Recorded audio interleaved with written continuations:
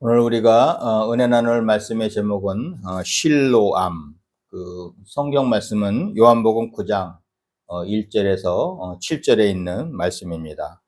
9장 7절 말씀에 보면 이르시되 실로암 못에 가서 씻으라 하시니, 실로암은 번역하면 보냄을 받았다는 뜻이라, 이렇게 말씀하고 있습니다. 그래서 오늘 말씀의 제목은 실로암.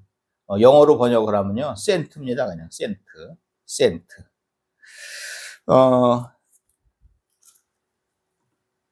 우리는요, 누가 장애가 있거나 불치의 병이 있으면 이 누구의 죄 때문이라고 생각하는지 모르겠습니다. 오늘 본문에서는요, 예수님의 제자들이 예수님과 함께 길을 가다가 이제 날 때부터 맹인된 사람을 보았습니다. 날 때부터 맹인된 사람이라고 그러면 그전에도 아마 보고 그전에 이렇게 어떻게 보면 접했겠죠. 근데 그때 제자들이요, 예수님한테 질문을 합니다. 저 사람이 맹인으로 난 것이 누구의 죄로 인함인가요? 본인인가요? 아니면 부모 때문인가요? 예수님의 대답은 무엇이었습니까? 예수님의 대답은요, 본인도 아니고 부모도 아니며 하나님이 하시는 일을 나타내고자 하심이라. 하나님의 하시는 일을 나타내고자 하심이라, 이렇게 말씀을 하셨습니다. 예수님이 세상에 계시면서 활동하던 그 시절에는요, 그 당시의 유대인들은 장애가 있는 사람을 죄인으로 여겼습니다. 그리고 제자들 역시 이런 생각을 가지고 예수님께 누구의 죄 때문인지를 물었습니다. 하지만 이것은 잘못 안 것이었습니다.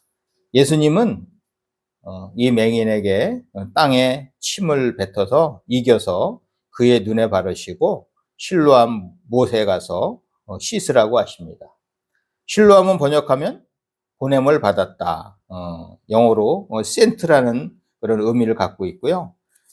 실로암은 그 히브리어에서 유래가 되었습니다. 히브리어 실로아흐가 이제 보냄을 받은 자라는 그 뜻인데, 여기서 유래가 돼서 아마 신약 성경은 헬라어로 적혀 있잖아요. 그래서 헬라어로 이제 실로암 이렇게 했는데, 본래는 히브리어에서 유래가 된 것입니다.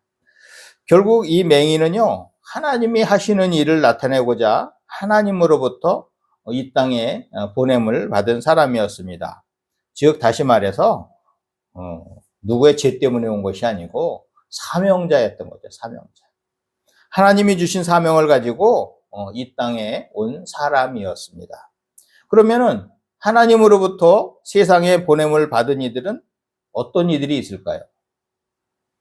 첫 번째로 세상을 구원하시기 위해서 오신 예수님입니다.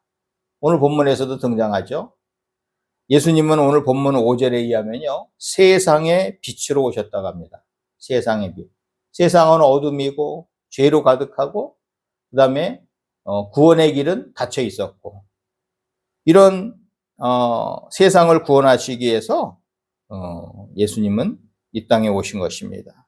예수님은 어두운 세상을 환하게 비추시어 죄로부터 우리를 해방시키시기 위해, 또 세상을 구원하시기에 육신의 몸을 입으시고 인카네이션 하신 거죠. 성육신. 인카네이션 하셔서 이 땅에 친히 오셨습니다. 마태복음 1장 21절에서는 아들을 낳으리니 이름을 예수라 하라. 이는 그가 자기 백성을 그들의 죄에서 구원할 자이심이라 하니라고 합니다. 바로 이 예수의 뜻이 그거잖아요. 예수의 뜻이 자기 백성을 그들의 죄에서 구원할 자. 이게 예수예요. 헬라어로는 이에소우스 이렇게 표현하지만 예수. 히브리어로 표현해서 예수, 이 자체가요, 자기 백성을 그들의 죄에서 구원할 자라. 구원할 자. 마태복음 16장 13절에서 16절에서는요, 예수께서 빌립보 가이사랴 지방에 이르러서요, 제자들에게 질문을 하십니다. 사람들이 나를 뭐라 그러느냐? 사람들이 나를 뭐라고 그러냐? 그랬더니 제자들이 답을 하기를, 더러는 세례 요한이라고 합니다. 그리고 또 더러는요, 엘리야라고도 합니다. 엘리야. 또 어떤 이는 에레미야나 선지자 중에 하나라고 합니다. 세례 요한은 누군가요? 세례 요한은 예수님 오시기 전에 예수님의 사촌이기도 하지만 물세례를 준 어떻게 보면은 신약에서 가장 큰 자다. 사람 믿는 자 중에 가장 큰 자다라고 표현할 정도로 세례 요한은 대단했던 사람이었습니다. 그 다음에 엘리야는 누군가요? 엘리야. 죽음을 보지 않고 하늘나라에 올라간 사람 중에 하나죠. 그죠? 이 땅에서 죽음을 보지 않고 하나님을 어떻게 보면은, 또 우리가 잘 아는 거예요. 잘 아는, 어떻게 보면은,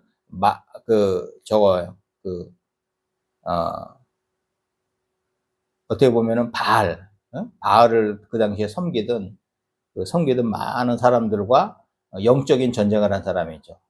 그래서 어떻게 보면 하나님의 놀라운 어떻게 보면은 역사를, 이적을 보여준 사람이기도 합니다. 나중에 바알 섬기는 사람들을 다 죽이고도 자기 자신이 막 어떻게 보면 마음에 어떻게 보면 두려움이 있어서 쫓겨다니기도 했던 사람이고. 그 다음에 에레미야는 누굽니까?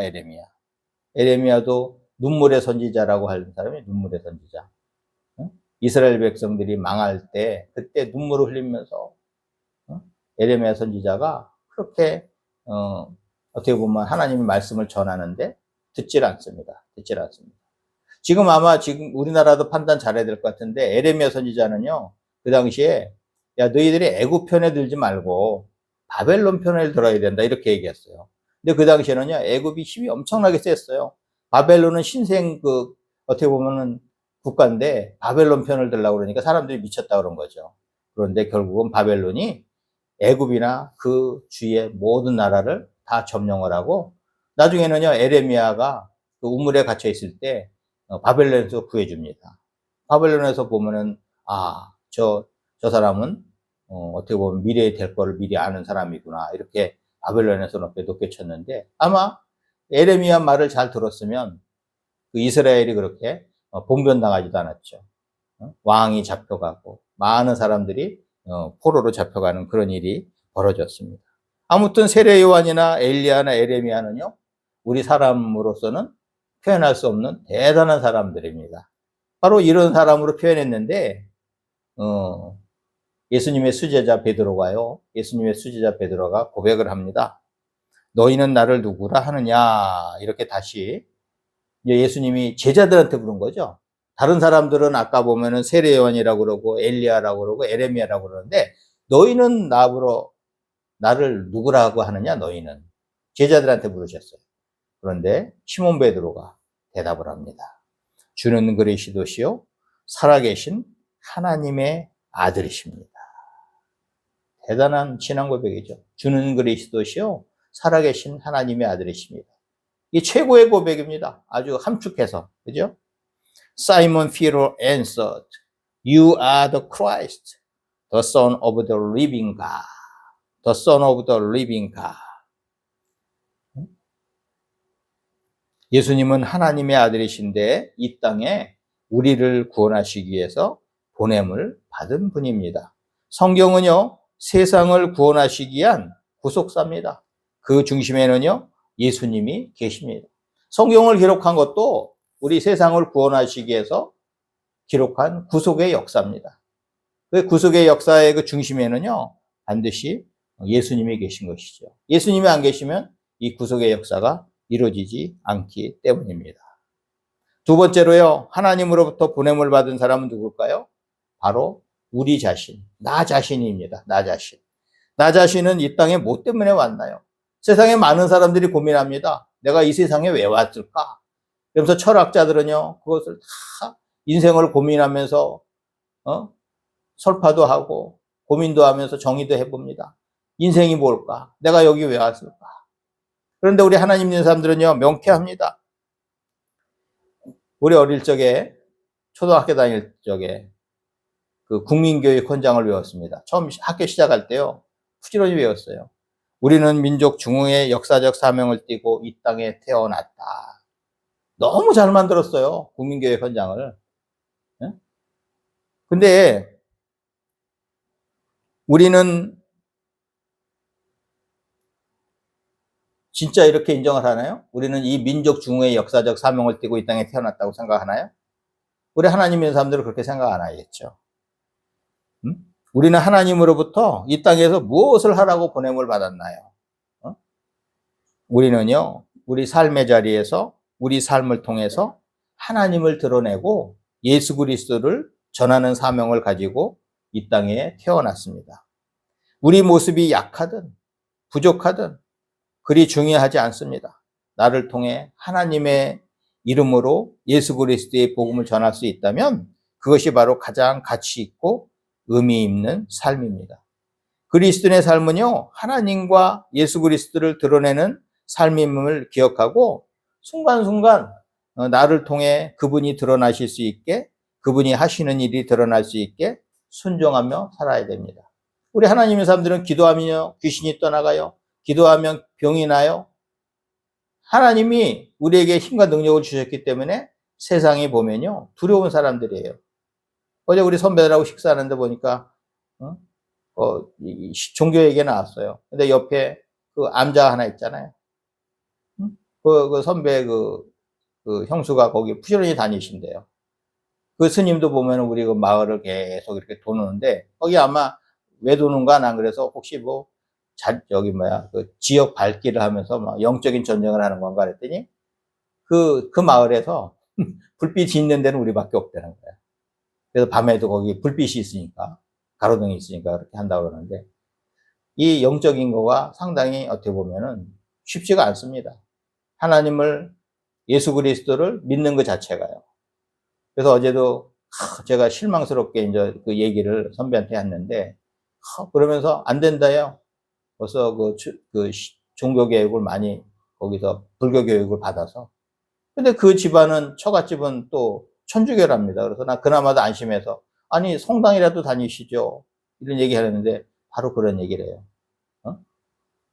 처갓집은 그렇지만 우리 와이프는 그렇게 안 한다고. 그래서 참 이게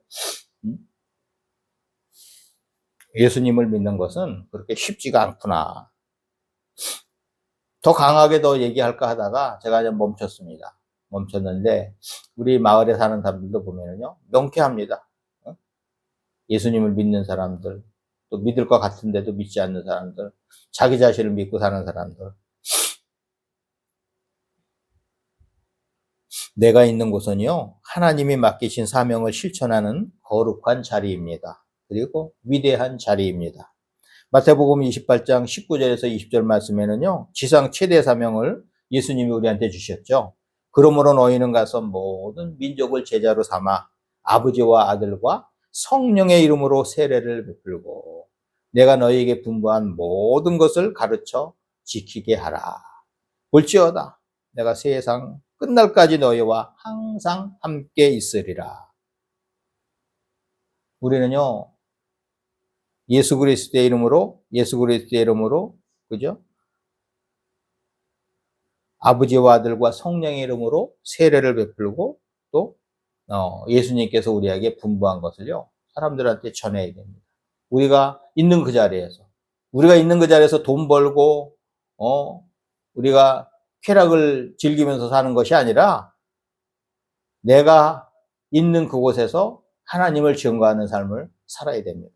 때를 얻든지 못 얻든지 지혜롭게, 비둘기처럼 순결하게, 뱀처럼 지혜롭게 우리는 하나님을 전하는 사람이 되어야 됩니다. 미국의 소매상 협회의 조사 통계가 있습니다.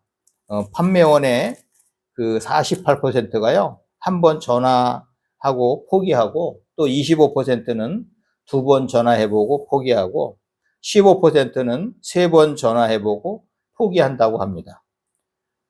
즉 88%의 세일즈맨이 한 통 내지 세 통의 전화를 해보고 판매를 포기한다는 결론입니다. 그런데 나머지 12%는요 끈질기게 전화를 해서 결국 판매를 하게 되는데 놀라운 것은 그 12%가 전체 판매량의 80%를 차지한다는 것입니다. 교회도요 많은 사람이 있잖아요. 교회도 많은 사람이 있는데 20%만 일한답니다. 20%. 이 통계하고 거의 비슷해요. 12%가 거의 80%의 판매량을 내는 것처럼 교회도 20%가 전도하고 20%가 교회를 이끌어갑니다. 그런데 그게 어떻게 보면요, 계속 이어집니다. 계속. 그 20% 중에 누가 빠지면 또 20%가 채워집니다. 그래서 우리가 모든 사람이 일사불란하게 가면 좋은데 그렇지는 않습니다. 제가 울진에 봉사단체 가봤더니 그 봉사 마일리지는 되게 많은데 몇 사람이 다 주도해서 한대요. 그래서 많은 사람이 참여해서 했으면 좋겠다고 하는데 저는 듣고도 생각이 됩니다. 그게 잘 안 돼요, 사실은. 거기에 미친 사람이 끌고 가야지 그게 되는 것이지 많은 사람이 와서 봉사를 한다? 쉽지가 않습니다. 오늘날 우리 그리스도인의 전도도 마찬가지라고 생각합니다. 항상 소수의 몇 사람이 전체 교회의 전도 실적의 대부분을 차지하고 있습니다. 천하보다 귀한 한 생명을 구원하기 위하여 우리는 어떻게 해야 합니까? 복음 전도의 사명을 자각하고 반드시 복음을 전해야 한다는 결단을 가져야 전도할 수 있습니다. 나 자신은 현재 있는 곳에서 전도의 사명을 다하도록 하나님으로부터 보냄을 받은 사람입니다. 지금 보면은 그 어제 광화문 집회 뭐였죠? 세이브 코리아 참 너무 멋집니다.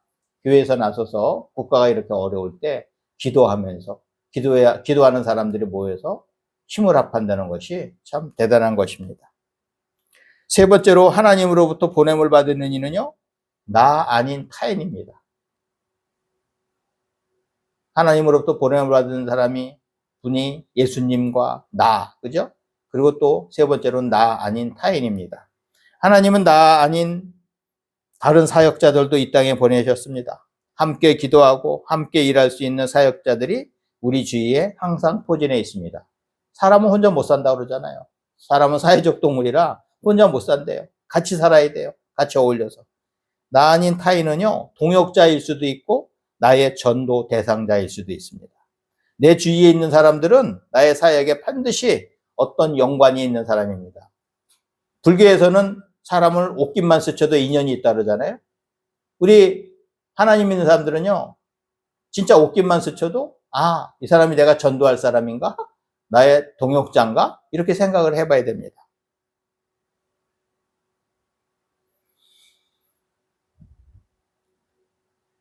내 주위에 있는 사람들은요, 나의 사역에 반드시 어떤 연관이 있는 사람입니다. 그래서 우리는 함께 사역하거나 접하는 사람들을 전도해야 할 책임이 있습니다. 나 아닌 타인은요, 가족이 될 수도 있고 친척이 될 수도 있으며 우리 이웃도 될 수 있습니다. 크게 보아서는 우리나라와 우리 민족이 될 수도 있습니다. 그리고 우리가 접할 수 있는 지구촌 모든 사람이 될 수 있습니다. 지구는 둥그니까 이 세상 끝까지 가서 전도하려면 이 세상 끝은 바로 내 옆이에요.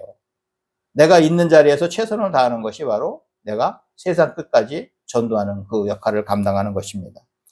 로마서 11장 4절에서는 그에게 하신 대답이 무엇이냐? 내가 나를 위하여 바알에게 무릎을 꿇지 아니한 사람 7,000명을 남겨두었다 하셨으니라고 합니다.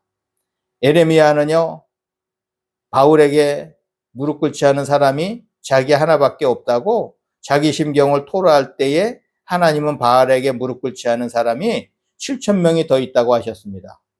에레미야는 바알 선지자들하고 전쟁을 할 때에 바알과 아세라상을 선지는 그 850명을 죽이고 나서 도망다니면서 한 얘기예요. 나 하나밖에 없는 것 같아. 그렇게 생각하는 거예요. 근데 하나님이 뭐라고 그러셔요? 바알에게 무릎 꿇지 아니하는 사람 7,000명을 남겨두었다. 우리 주위에는요, 동역자가 아주 많이 있습니다. 우리는 이 동역자들과 하나님이 우리에게 맡기신 사명을 완수하여야 합니다. 조금 아까 세이브 코리아 하는 거 봤잖아요? 어제 보니까 모인 게 거의 100만 명 모였다고 그래야 돼. 100만 명. 100만 명 모였대요. 참.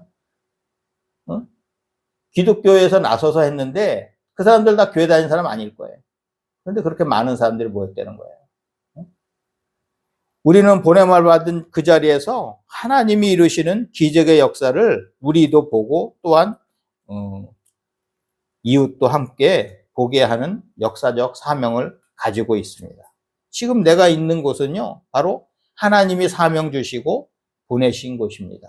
우리 할렐루야 축구성교회 가족은 실로암의 장소에서, 실로암, 보냄을 받은 곳, 그 보냄을 받은 자로서 우리가 실로암의 장소에서 최선을 다하여서 하나님이 맡기신 사명을 감당하시어 하나님을 기쁘시게 하는 사명자로 사시기를 주님의 이름으로 축원합니다.